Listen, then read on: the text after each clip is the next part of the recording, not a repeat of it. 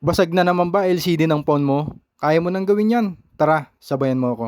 Hindi mo kailangan ng mamahaling tools para magpalit ng LCD. Free tools, DIY heat gun, plastic scraper na pag bumili ka ng full tempered kasama yan. At last, pandikit sa LCD. Tara, umpisa na natin. Tanggalin muna ang SIM tray, tapos tanggalin ang back cover. Huwag biglain, baka mapunit ang flex. Tanggalin ang screw ng bracket ng FP connector. Tanggalin ang bracket, disconnect FP connector, tanggalin ang lahat ng screw ng motherboard cover. Tanggalin ang mainboard cover, disconnect battery connector at LCD connector. Lagyan muna ng alcohol, Fuji fluid, pampalambot ng glue. Ang gilid ng battery, tapos tanggalin na ang battery. Ngayon, proceed na tayo sa LCD. Palambutin ng glue using heat gun. Ilusot ng kaunti ang daliri sa butas ng frame. Pag umangat ang LCD, ipasok ang plastic scrap opener. Reminder, gagawin mo lang ang idea na to pag basag na talaga ang LCD. Ngayon, tanggalin na natin ang LCD. Ingat sa pagbaklas, nakakasugat. Ngayon, linisin muna natin ang lahat ng gilid. Tanggalin natin ang old glue na matitigas. Suggest ko sana LCD with frame, kaso walang budget si customer. Lagyan na natin ng T7000 ang lahat ng gilid. At pagtapos na, ilusot na sa butas ang LCD flex connector.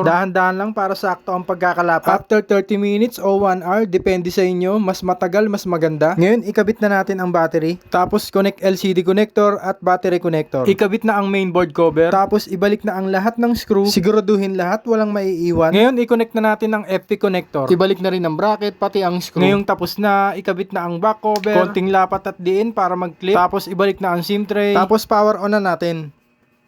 Yun! At kung nagustuhan niyo pong palit LCD tutorial, don't forget to like, share, and follow po.